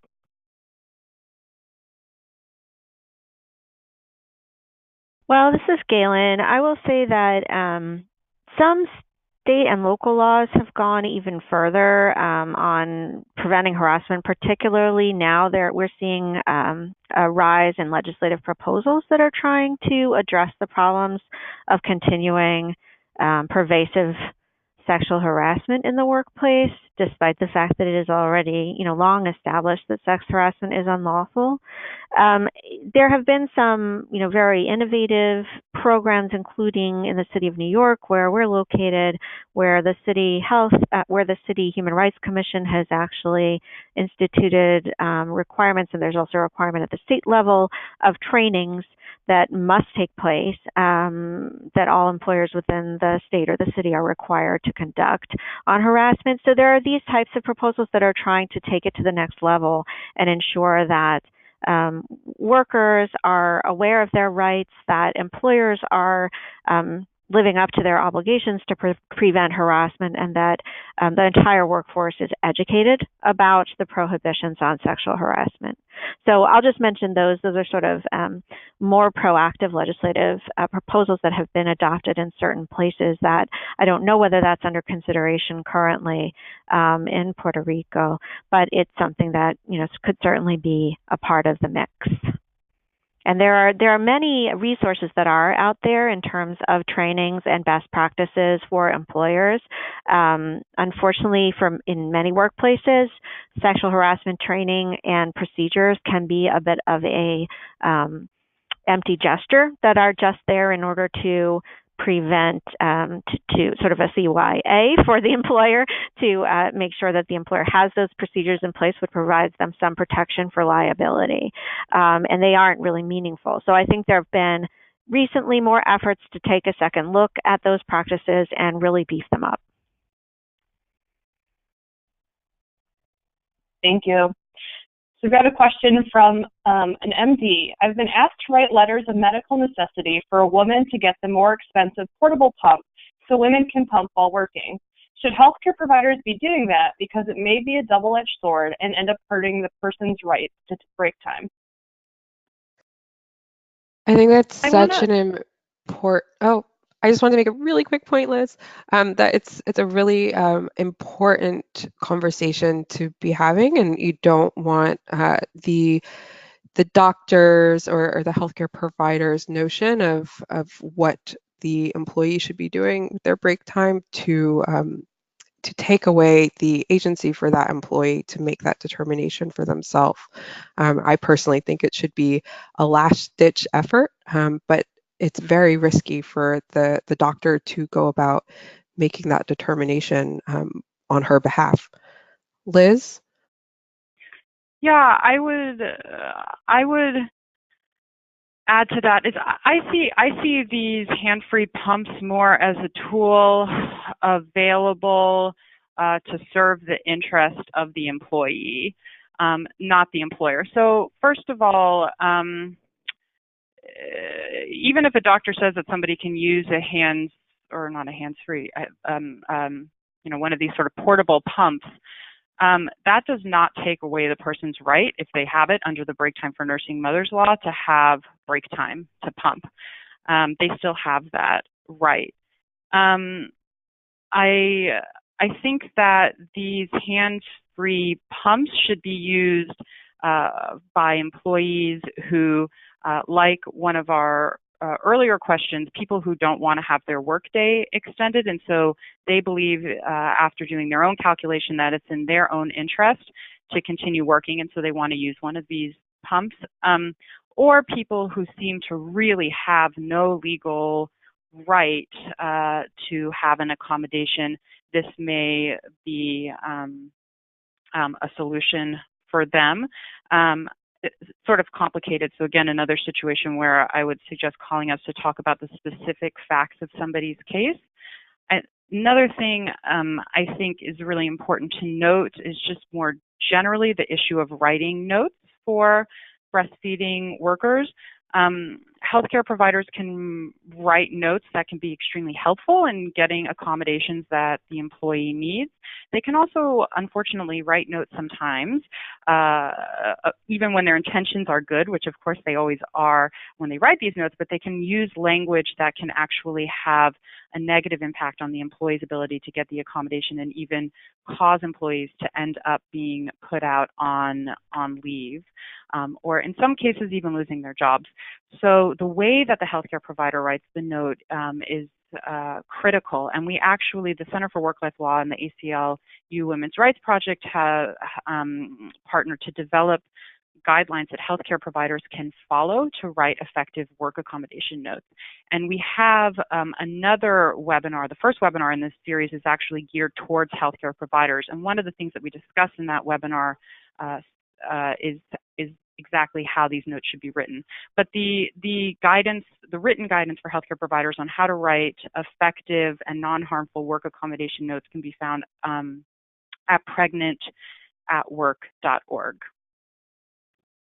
And this is Elizabeth's. I know they're spending a little bit of time on this question, but I think it is a really good, important one. The one thing I would just add is that keep in mind that what an employer says actually could be evidence of discrimination. So I think what's implied in this question is saying, well, a boss is going to think, hey, you don't deserve break time. And they might even say, you should just get one of those pumps. Something like that where an employer is pushing their point of view onto an employee. So another example might be saying, well, I only pumped once a day, or I only pumped before and after work, or I just used, formula for my baby. Therefore, you don't deserve X, Y, or Z. You don't deserve your reasonable break time because of these other solutions that worked for me or that I think you should be doing. All of that actually could be evidence of discriminatory intent and the federal laws that Galen was talking about, and the Pregnancy Discrimination Act. So I just wanted to mention that.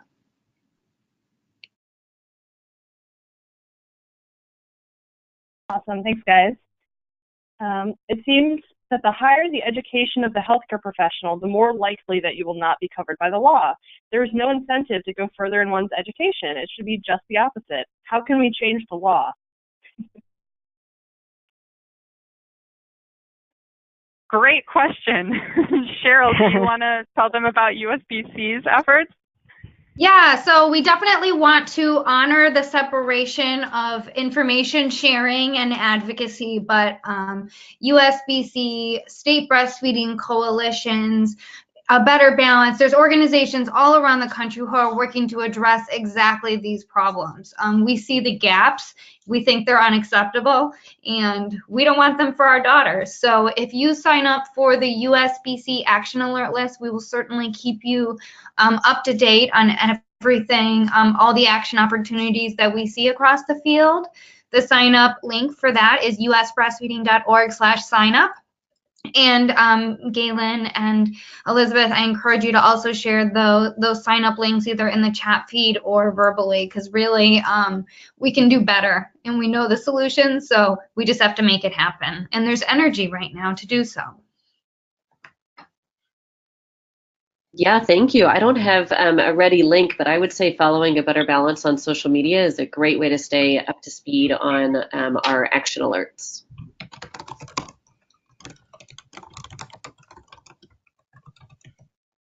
We have two questions that are kind of getting at the same thing. So given that a pumping session lasts at least 15 minutes, is there any attempt to add specify time in legislation to make a statement a reasonable amount of time more specific or objective? This is Galen. I will just say that there have been interpretations like that by the Federal Department of Labor that have said they're sort of going to take approximately 15 to 20 minutes, but it's actually, in my view at least, better to leave it unspecified because it does vary so much from individual to individual. So, my own example, I had low breast milk supply, and so a pumping session for me was 25 minutes at a minimum in order to get sufficient breast milk to feed my baby. And so it would be to the detriment of women in that situation to specify a sort of a reasonable time period that would be kind of one size fits all. And one of the things that's actually really been good about the Department of Labor's initial interpretation of what the law requires is that they have said it is specific to the individual. It's going to vary based on the individual circumstances, how long the needed break will be, and how frequently the needed breaks are going to be. But they have to be provided each time the person has a need to pump and for a reasonable time period for that individual. So I actually think it's better to leave it unspecified, because there's a risk that even if you make clear that it's a minimum amount, like at a minimum it should be 15 minutes, there's a risk that that's going to misguide employers to think that any amount above that is not reasonable. I completely agree. Yeah. This is Elizabeth, and I would reiterate what Liz was saying, that especially for those of you all who are, seeing patients, you really can be a wonderful advocate, and you can write, adequate notes to ensure that someone's individual needs are met, and that something, even if someone really does need something like 30 minutes, et cetera, that they are not seen as unreasonable just because they vary some from the 15 to 20 minutes. Another example, for me personally, it can vary from the time of day, or it could vary, if you have just come back to work and your baby is 3 months old, or if you're dealing with, a 16-month-old, then, the timing that you need might change even day to day for the same employee. So that's why it's really important to ensure that it's not one size fits all. Great, thank you. We have a question related to students. So can you elaborate on the policy for making up missed school time due to breastfeeding, more specifically for missing interactive sessions? Is it legal to require essays or burdensome work to make up missed small group time? Also, what accommodations can be expected for non-recorded lectures? Sure. So the bottom line when it comes to the missed work is that it should be equivalent to what the students who were still in the class are being expected to do. So students who need to miss time for breastfeeding or any other pregnancy-related condition should not be, in effect, penalized for missing that time by having overly burdensome assignments as makeup work. A good example of this would be a student who returns from maternity leave and is told, great, all of your assignments from the last 2 months are now due tomorrow. That's actually happened. That seems like sex discrimination to me. And so I think it really depends on the nature of the assignment itself. So you can't say across the board that a written assignment can't take the place of a in-class assignment. It's really a question of the amount of time it takes, the amount of effort it takes, whether they are assessing similar skills or similar effort. It can be kind of in the weeds there, but I would be happy to talk it over with any student who's going through that, and just again encourage folks to think of this similar to how we think of Americans with Disability Act accommodation requests. So under the ADA or Section 504, which applies to the school settings, you're looking at an interactive process. This isn't just professor says this is what you get, deal with it. It should be a bit of a back and forth to make sure that the student is still learning while also fulfilling the requirements of the course. And I think there was a second part to the question. I don't have it in writing. But again, any more detailed questions about makeup work and how to think strategically about getting that done, I'd be happy to talk that over following this call. Yeah, this is Galen. I'll just add to that we've seen plenty of cases where there is an interactive component to the course requirements, like lab work that has to be done, and in some cases, for example, there can be a requirement to handle certain chemicals that might be unsafe to handle during breastfeeding. And those types of situations can be quite difficult if the school doesn't have the ability for students to make up the lab work in a reasonable time period. So it may actually end up leading to some delays for those who are nursing in those situations. So there can be difficult situations where making up the work, particularly if it's a lab or hands-on practicum type requirement, can pose problems, and it will again depend on what the school does for others who need to take time away and make up those different practices. And those should be handled in the same way for people who are breastfeeding as they're handled for people with other sorts of limitations that require them to need the same accommodation. Great, thank you all. I have one last question, sort of combining a few questions that we had submitted ahead of time. I was just wondering what advice any of you would have for creating helping to foster that supportive work environment. We heard from many folks that there's, they feel guilty about taking time off to pump. There is resentment or there is uncomfortable feelings from coworkers. And so especially when you have a lot of patients under your care and all of that, but how to help foster sort of that culture of support for your coworkers to be able to take that time to pump.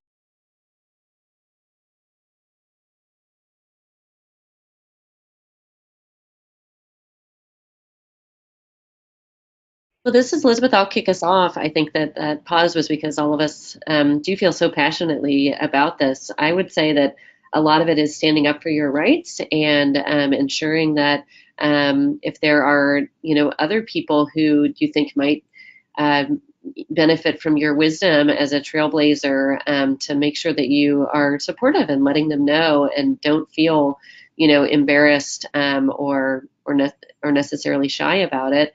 And to keep all of this in mind when you are, supervising employees or when you have coworkers, or even I myself as a patient, sometimes I've thought, well, wait a second, maybe my doctor is running late because she's pumping. And that has given me a little bit of pause in treating her with a smile instead of annoyance.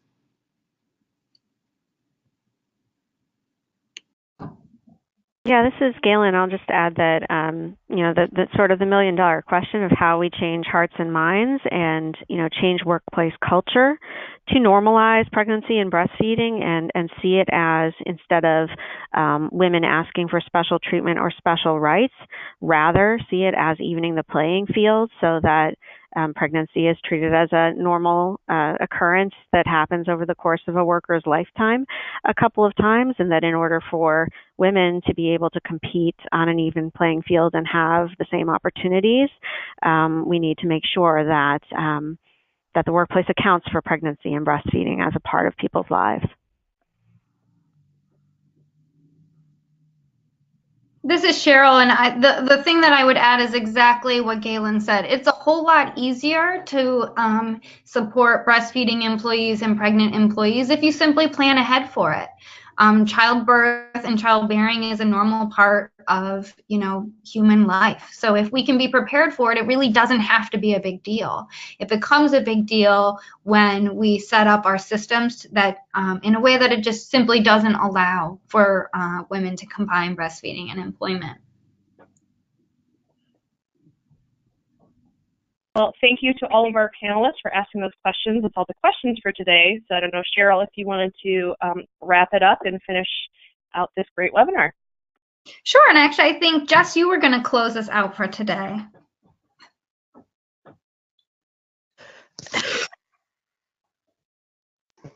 Sorry, caught me in the middle of a coughing spell. Thank you all so much for joining us on today's Breastfeeding Works webinar. This is just one of many industry-specific webinars that we will be doing as a group. And we're doing this because we want to offer you all of the tools that you can get to create workplaces that work for everybody. As many of us mentioned, we are breastfeeding moms ourselves. We know that This can be incredibly challenging at times and also incredibly rewarding. And we want all of you to know that we are here with you to provide whatever support you need in understanding these laws and creating workplaces that work for everybody. Thanks for joining us, and look forward to seeing some of your follow-up questions and responses to our survey. Thank you, everyone.